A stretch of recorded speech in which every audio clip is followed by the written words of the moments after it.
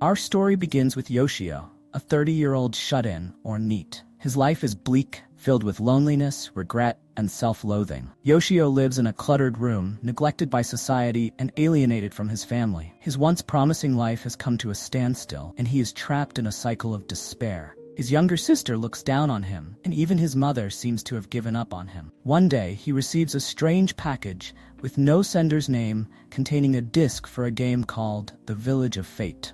The disc came with a list of rules, and immediately two things stood out. First, always stay connected to the internet while playing, and second, if the village is destroyed, it's over. No second chances, no reloading saves thanks to the game's brutal autosave system. Harsh for a game, Yoshio thinks, shaking his head. Curious, he searches online for any mention of this mysterious title, Village of Fate, but there's nothing. No results, no reviews, nothing. Weird. Could be a virus. He muses, but rather than giving up, he installs it on his old PC, just to be safe. It feels like a prank, but with nothing better to do, he boots it up. As soon as the screen flickers to life, the title Village of Fate glows ominously, pulling him in. He hesitates, then hits enter. What follows leaves him stunned. "You've got to be kidding me," Yoshio mutters under his breath. The visuals are mind-blowing, no more than that. They're lifelike. It's as if he's staring through a window into another world. On screen, a middle-aged man grips the reins of a horse, panting in exhaustion as the creature sprints wildly. They're being hunted. Goblins, small, twisted, and snarling, ride wild boars, closing the distance. A medieval world? Yoshio wonders, eyes wide. The scene feels more like a cinematic than a game. As the goblins get closer, you can feel the tension. A boy, a woman, a small girl, and a teenage girl, clearly sisters. Fear clutches at their faces. The younger girl clasps her hands together, voice shaking as she whispers a prayer. "O God of Fate, protect us. Please, O God of Fate." Her words send shivers down Yoshio's spine. The goblins are almost upon them now, gnashing their teeth, one of them taking a vicious swing at the carriage's axle. Bang! The sound of the impact echoes. The wheel creaks, splinters. Everyone in the carriage screams in terror. The chaotic clamor of metal and hooves rings out as the goblins edge closer. One goblin lunges, aiming for the horse.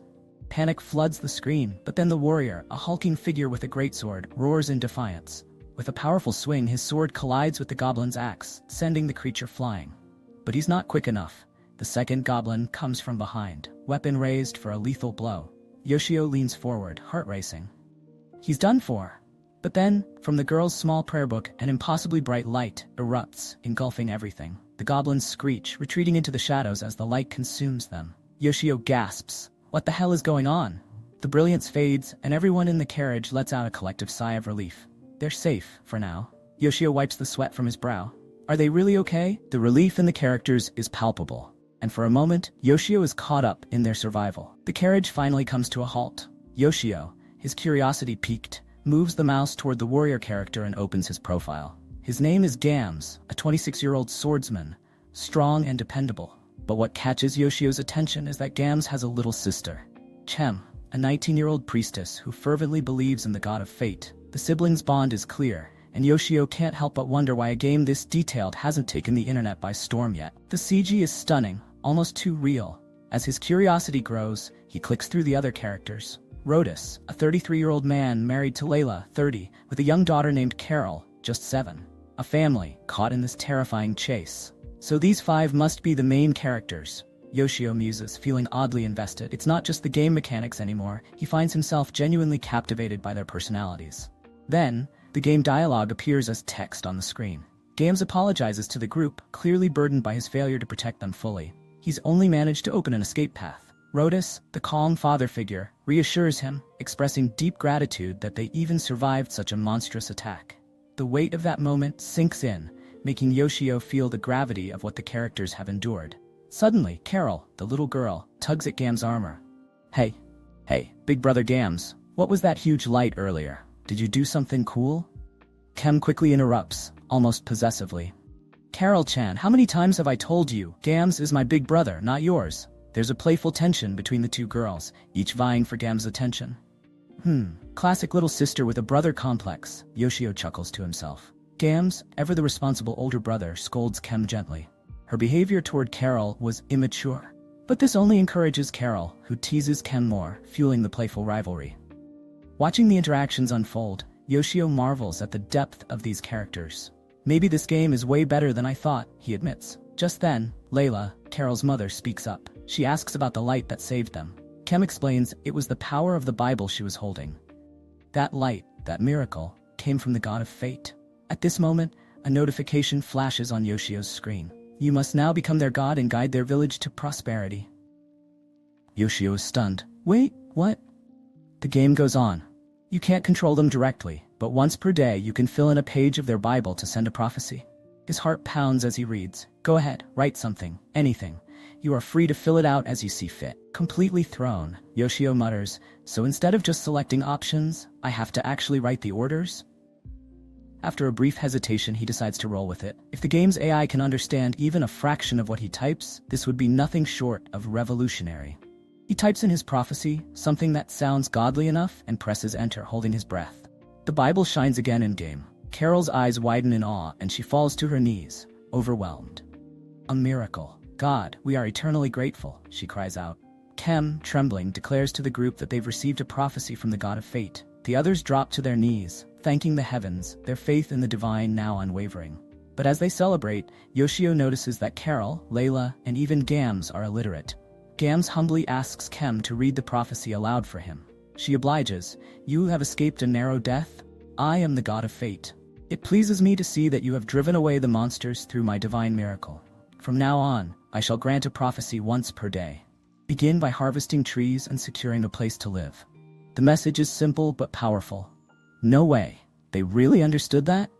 Yoshio jumps up from his chair in shock. It's like the characters are fully aware of his presence, their faith in him as their god unwavering. This technology, it's beyond anything I've ever seen. Yoshio can barely contain his disbelief. Could these characters truly comprehend his prophecies?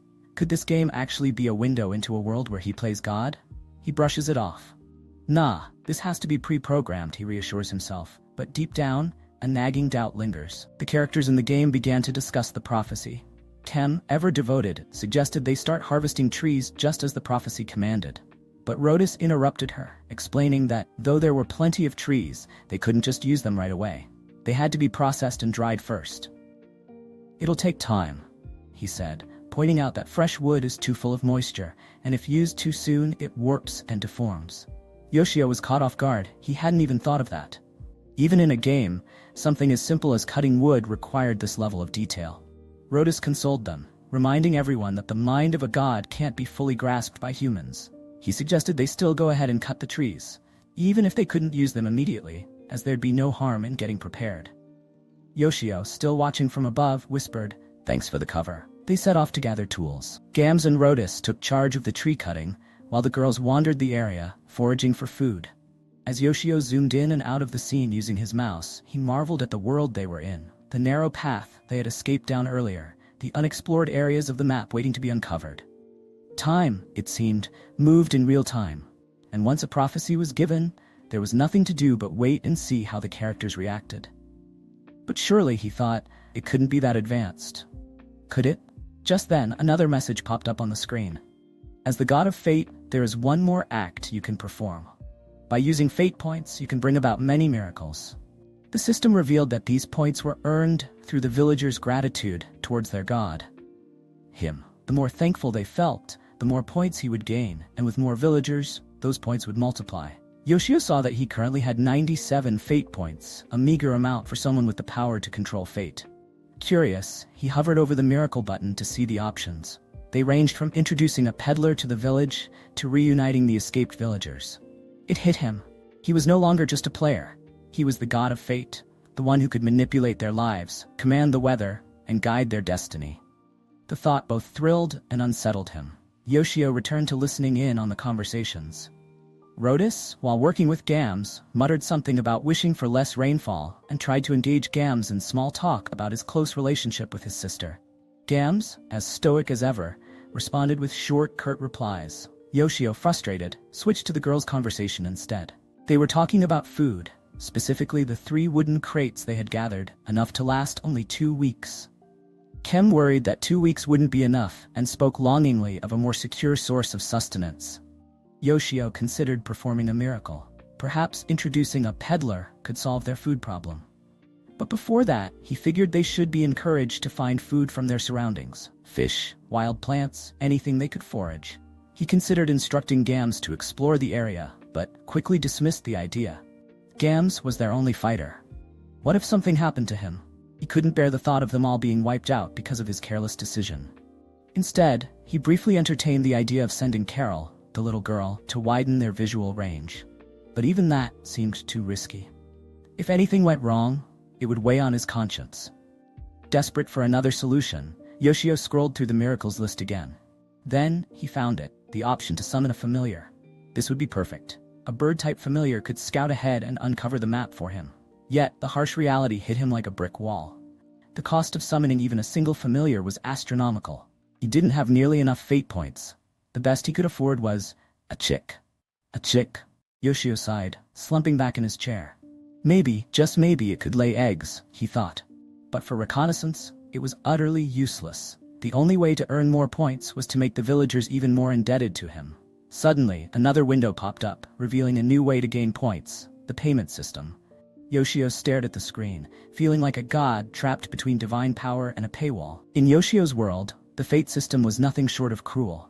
For every 1,000 yen, you would earn 10 fate points in the game. An irritating design, especially for someone like him, a broke NEET. As if his life wasn't bad enough, they had the nerve to include this in the test version. Yoshio's eyes flickered over the screen. If he somehow scraped together 20,000 yen, he could summon a cat or dog familiar. Maybe, just maybe, he could even give the villagers in the game a better life, a life of comfort. But reality hit hard. He was penniless. Desperation clawed at his chest as he rifled through his desk. His fingers trembled as he pulled out his bank account book, revealing a measly 10,000 yen, barely $99. He chuckled darkly. If he sold the books, the games piled around his room, maybe he could get a little more. His unopened prizes? They could go on auction too. But even then, it wouldn't be enough. His mind spiraled, trapped between wanting to help these digital villagers and his own helplessness. He slumped back in his chair, defeated. On screen, the villagers were starting to settle down for the night, way too early for his taste. It was only 9 o'clock. Kem and Carol were still bickering, but most had turned in, except for Gams. The man stood vigil, eyes sharp. Concerned, Rhodus asked him why he wasn't resting like the others. Gams's response hit Yoshio like a punch to the gut. It's fine, Rhodus-san. Someone has to stay on guard. You never know when a monster might attack. Rhodus's words were meant to reassure. We're under the protection of the god of fate. As long as he watches over us, nothing will harm us. Yoshio felt a pang of guilt. If only that were true. From behind the screen he wanted to scream. He was no god. He didn't have that kind of power. The villagers were placing all their faith in him, believing he was some omnipotent being. Should he tell them the truth? That he was just a powerless shut-in desperately trying to scrape by? But if he did, their gratitude, their prayers, they'd vanish. No more fate points, no more hope. His heart twisted as he stared blankly at the screen. The thought gnawed at him. If he hadn't wasted years, if he hadn't been a shut-in NEET, maybe he'd have the money to make a difference. Maybe he could have saved them. Hell, maybe he could have saved himself. But he didn't. He wasted his life watching videos, posting nonsense online, and now he was nothing. A bitter laugh escaped him. Why the hell am I getting so worked up over a game? Games were supposed to be an escape, a way to forget the misery of real life. But this game was becoming more real than anything else. Suddenly, a sharp pain tore through his abdomen. He winced, his hand pressing against the deep scar that stretched across his stomach, a painful reminder of the day everything went wrong. The cold seasons always made the scar ache, as if his past refused to stay buried. And then, the memories flooded in like a nightmare. He and his sister had been walking home that night, the night when everything changed. They'd noticed the man following them, a stalker, his eyes too intense, too focused. Yoshio had stepped in front of his sister, his voice firm. Don't you dare come near her again. He forced the man to promise, but before he could even blink, blood splattered onto the pavement. His sister's screams still echoed in his ears. Big brother. That bastard had stabbed him. The pain wasn't even what scared him most. It was the look on the man's face, that twisted, cruel smile. Yoshio crumpled to the ground, gasping for help. His fear overtook him. He ran from the stalker, from the horror, from his sister. He left her behind. The guilt had been suffocating ever since. His misfortune only snowballed from that moment. Everything he touched turned to disaster, and now he was left with nothing but this game. His gaze drifted back to the screen, back to the villagers who trusted him, who needed him. But deep down, Yoshio knew he had nothing left to give. Not to them, not to himself. He was trapped, and there was no escaping it. The next day came quietly, pulling Yoshio from a restless sleep. His eyes cracked open in the pale light of dawn. He couldn't remember the last time he'd woken up this early. He had spent the entire night researching wood manufacturing, only to drift off without even realizing it. It was strange. He wasn't used to mornings like this. It felt almost foreign, like the start of a day that didn't belong to him. Still groggy, Yoshio dragged himself out of bed and instinctively shuffled toward his PC, as though tethered to it. He clicked into the game, eyes scanning the screen as the villagers went about their usual routines. It hit him then, a stark realization. This was the kind of game where the characters lived in real time. While he slept, they continued on with their lives, moving through a world that never waited for him. A world more alive than his own. His stomach grumbled loudly, snapping him out of his thoughts. Hunger gnawed at him. He had skipped dinner the night before, too absorbed in the game to even notice. And the snacks he had stashed away? Long gone. With a sigh, Yoshio headed downstairs to scrounge up something to eat. That's when he heard it, his sister's voice. He froze, his body instinctively hiding behind the door, as though he were some kind of ghost in his own home. He listened in on the muffled sounds of their conversation. His family was having breakfast together. Ever since that terrible argument with his father about finding work, he and his sister rarely spoke. It had created a wall of silence between them, one he didn't know how to tear down. He stood there, feeling the weight of it all. They were sitting together, starting their day, preparing to work hard and face the world. And here he was, a jobless, aimless NEET who couldn't even look them in the eye.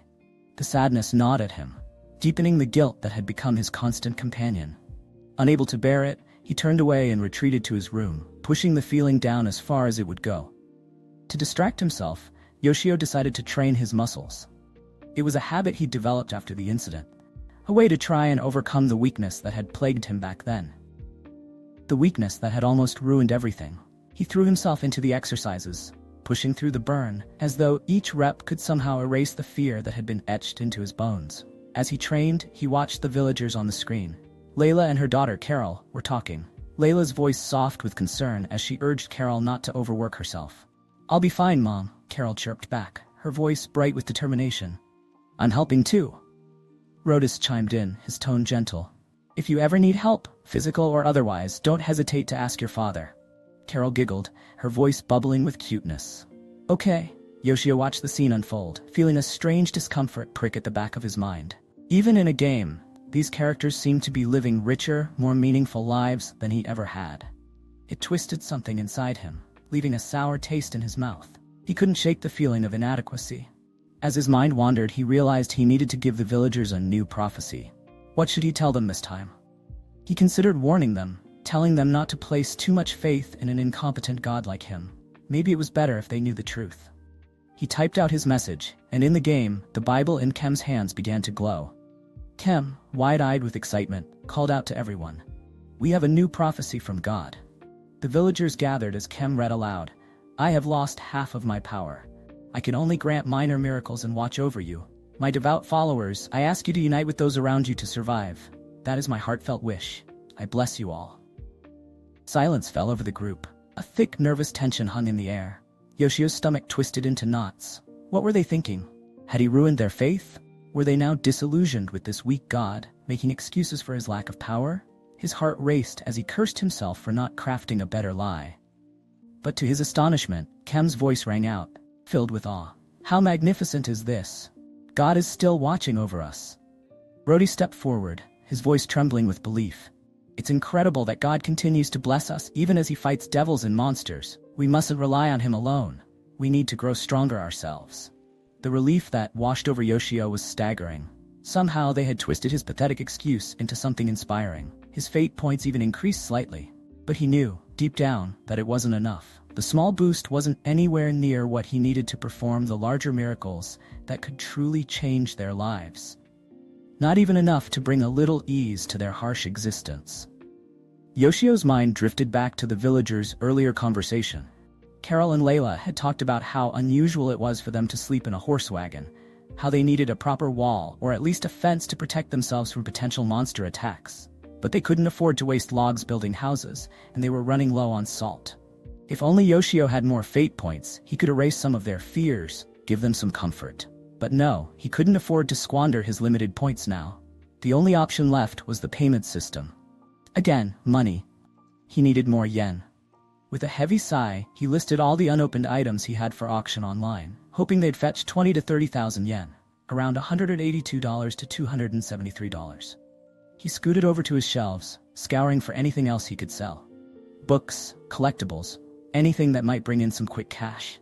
The problem was, selling those things would mean going outside. It had been months since he'd last stepped foot outside during the day. Not counting his late-night walks, Yoshio hadn't left the house in nearly 2 years. The thought of going out sent a wave of anxiety crashing over him. But the truth was clear. If he didn't get more money soon, the villagers would be doomed. And as much as he hated to admit it, he couldn't bear the thought of watching them suffer while he did nothing. His life may have been a wreck, but in the game, he still had some power, if only a little. Yoshio made a decision. Today would be the day. He'd go outside. As he dressed, he couldn't help but notice how tight his clothes felt, even though he hadn't gained much weight. He stared at his reflection, the fabric clinging awkwardly, a reminder of how much time had passed. When he was younger, he used to imagine how he would grow into a refined adult by his 30s. He'd pictured himself turning into someone dignified and capable, effortlessly. But here he was, far from that vision, a reality that gnawed at him with every passing day. His hand hesitated on the doorknob, and just like that, the old, familiar fear crept in. Maybe tomorrow would be better. He could always go tomorrow, right? Once again, he ran from it, the weight of the outside world pressing him down. His body moved almost instinctively back to the computer, as though the screen offered him the only refuge he knew. The game flickered to life, and his eyes locked on little Carol. She was struggling to carry a bundle of firewood, her tiny arms trembling under the weight. Suddenly, she tripped, the logs scattering around her as she fell to the ground. Yoshio leaned in closer, helpless behind the screen, heart aching as he watched her hold back tears, her lip quivering. For a moment she seemed on the verge of crying, but no. Carol wiped her face, swallowing the pain, and picked herself up again. She began to gather the fallen logs without a single word of complaint, forcing herself to stay strong for the others. Yoshio felt his chest tighten. How could a little girl like her, with so much hardship weighing down on her, still find the strength to keep going? She didn't want to burden anyone, even though she was just a child. The scene was simple, but it hit him hard. A tiny girl, more resilient than he could ever be. He scrolled through the game, watching as Gams and Rotis strained under the weight of logs, their breath fogging in the cold air. Layla and Kem were washing their filthy garments with freezing hands, the water biting at their skin, but they continued without complaint. The villagers were all working so hard, pushing through every difficulty, while what was he doing? Sitting behind a screen, running from reality. Something stirred within him, a flicker of courage he hadn't felt in a long time. They were doing their best every single day, despite their harsh lives. How could he just sit there? It wasn't much, but maybe he could try to, if not for himself, then for them. For the villagers. Yoshio stood up, heart pounding. Today he would go out. As he headed for the door, his mother called out, surprised. "It's rare to see you going outside." He stiffened, guilt gnawing at him. "I'll be back," he muttered, avoiding her gaze. It had been so long since he'd gone anywhere during the day, and her comment only made him feel worse. He grabbed his old bicycle, dusting it off before stepping outside. His feet felt heavy as he pushed the pedals, his thoughts swirling in a storm of self-doubt. His neighbors were out and about, and he could feel their eyes on him. He imagined their whispers. How they must be laughing at him, a grown man, out of work and leaving the house like it was some kind of event. Didn't they think it was strange? Didn't they judge him for being a NEET, for wasting away while everyone else was working hard? The thoughts raced, each one louder than the last, until his mind felt like it was on the verge of collapsing under the weight of imagined judgment. But then, he remembered Carol. He remembered the villagers, struggling every day but never giving up. They didn't have the luxury of worrying about what others thought. They had real problems, and so did he. With that, Yoshio pedaled faster, pushing past the stairs, past the anxiety. When he finally reached the bookstore, he sold the items he had brought with him, handing them over with shaking hands. After it was done, he skimmed through the shelves, hoping to find something useful for the villagers. His eyes fell on a shelf filled with otherworld manga, stories of characters whisked away to fantasy lands. The characters in those stories were always praised for bringing modern knowledge to medieval settings. How strange that his life mirrored that, in some twisted way. Could he too bring something of value to his villagers? But unlike those characters, Yoshio had no grand knowledge or skills to offer. He was just a man scraping by, unable to even afford something new that cost a few hundred yen. He clenched his fists, frustration boiling beneath the surface. As he left the bookstore, his eyes caught the bright sign of a sweet shop. He froze, mesmerized by the memories it stirred. When he was younger, he and his family used to come here. Back when things were simpler, when he still felt like part of the world. He stood there, feeling a tug of nostalgia, and on impulse, he decided to buy 4 puddings, one for each of them. When he got home, he handed the pudding to his mother, the embarrassment burning his face. "There's enough for everyone," he mumbled, quickly walking away before he could see her reaction. His heart pounded, shame creeping over him. Why was he embarrassed? Why did something so small, so insignificant, feel like such a monumental act? What was wrong with him? He should have been able to do things like this every day without a second thought. "What the hell am I doing?" he whispered to himself, the weight of his failures crashing down on him all at once. He was a grown man, and yet here he was, feeling pride over something as trivial as buying pudding for his family. He felt pathetic. Yoshio has spent 20,000 yen on the game to purchase 310 fate points, unlocking more of the game's intricate features. Feeling satisfied with his investment, Yoshio starts planning what miracle he should perform next for the villagers he's sworn to protect. What Yoshio didn't expect was to discover a hidden feature, an ability to replay past conversations of the villagers. While he feels a bit like a voyeur, Yoshio knows that listening to these dialogues could reveal important details that may help him guide the villagers and save them from future dangers. Yoshio begins testing this new mechanic and plays back an old conversation that happened when he was away. The scene focuses on 2 villagers, Layla and Chem, casually chatting while drying laundry. Layla starts by commenting on the lovely weather, while Chem expresses hope that no monsters attack them like before. She mentions that she'd love to bathe in the river, but feels uneasy with the constant presence of men and the looming threat of monsters. Layla, more carefree, dismisses these concerns, teasing that she doesn't care if anyone sees her, including her family and Gams, the village's protector. It's here that things take a surprising turn. Carol, Layla's daughter, innocently says she doesn't mind if Gams sees her either. This causes Kem to shout a quick and embarrassed "no," which reveals a much deeper issue. Kem, who has always appeared shy, has a protective and almost obsessive attachment to her brother Gams. Yoshio, listening in, can't help but note Chem's brother complex, worried that it might cause complications down the line. As the conversation continues, the light tone quickly changes when Layla begins talking about the day monsters attacked their village. Intrigued, Yoshio listens closely as Kem recounts the tragic event that forced them into their current predicament. Their old village was much larger, protected by strong stone walls and several skilled hunters, including Gams. Despite these defenses, when the monsters arrived in overwhelming numbers, the village fell. Kem recalls how the hunters fought back, but were eventually overrun. Only a handful of villagers managed to escape into the forest, and even then, their survival was uncertain. Their wagon broke down, leaving them stranded. The once thriving village was reduced to nothing. Yoshio finally pieces together the larger story. His role in the game isn't just about completing quests, it's about keeping these people alive, guiding them as they rebuild their shattered lives. As Yoshio processes this revelation, his real-world responsibilities pull him back. His mother calls him down for dinner, and he's surprised to find his father home early, something that rarely happens. Ever since Yoshio became a NEET, his relationship with his father has been strained. Their conversations have been minimal, filled with awkward silence. Tonight, his father briefly asks about Sayuki, Yoshio's hardworking sister, who's been putting in overtime at her job. Their mother adds that Sayuki's thriving in her career and doesn't mind the extra hours. During dinner, Yoshio's mother also mentions receiving pickled vegetables from Okiku-san, an elderly neighbor who lives nearby. This sparks a fond memory for Yoshio, recalling his childhood days spent at Okiku-san's house, where she would treat him and his friends to candy. Their family's current house, while not as large as Okiku-san's, has a spacious garden, and Yoshio reflects on how lucky he is to still live there, supported by his father's hard work. Dinner ends, and Yoshio heads back to his room.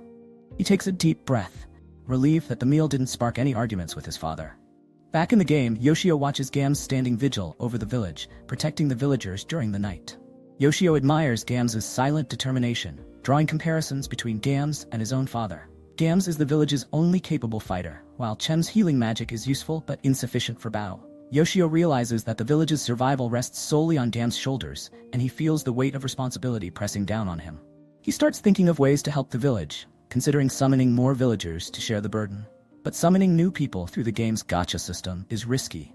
The villagers that appear could be criminals or individuals who would cause chaos. Another option is summoning a familiar to help in combat, but that would drain his precious fate points, and he needs to save those for emergencies. As Yoshio debates his next move, he's suddenly jolted by a system notification. Attack. Panic strikes. The village is under siege. He must act fast to save the people who have put their lives in his hands. In the dead of night, Gams suddenly shouts, "Everyone, wake up!" Kem, alarmed, asks, "What's the matter, big brother?" Gams responds with urgency, "I sense monsters nearby." Kem, protect everyone. Don't leave the wagon under any circumstances. Rodis, quick to act, tells Layla and Carol, "Stay in the wagon." Carol, concerned, turns to Gams. "Will you be all right?" Gams, with resolve, replies, "Leave everything to me." Kem, not wanting to stand by, insists, "I'll fight too." But Gams shakes his head firmly. "No, you're the only one who can use healing magic. Stay safe." Reluctantly, Kem agrees, realizing the importance of her role. Meanwhile, Yoshio, watching the scene unfold on his monitor, panics. "It's too dark, I can't see any monsters." Suddenly, from the bushes, two large, dog-like monsters emerge, their eyes glowing in the dark. Yoshio gasps in shock. They really appeared. Those dogs, they were strays that turned into monsters. Yoshio's fear grows as he realizes Gams is outnumbered. It's a 1 versus 2 fight. He prays for Gams' safety before remembering, "Wait, I'm their god, I need to do something." Before Yoshio can use a miracle, Gams engages in combat, bravely fighting off the two black dogs. After a tense and fierce battle, Gams manages to slay both monsters. Yoshio, still glued to the screen, sighs in relief. He did it! Gams won. However, as the dust settles, Chem rushes to her brother's side, her voice trembling. "Big brother, are you okay?" Gams replies weakly, "I'll be counting on you from here." Suddenly, he collapses to the ground. "Big brother!" Chem screams, kneeling beside him in shock. Yoshio, staring at his monitor, shouts in disbelief, "Gams! It was a flawless victory, wasn't it? Get a hold of yourself, Gams!" But Gams, lying on the ground, looks like he's in intense pain, and Yoshio is left helpless, staring at the screen. What has happened to Gams? Will he be able to survive? Find out in the next part.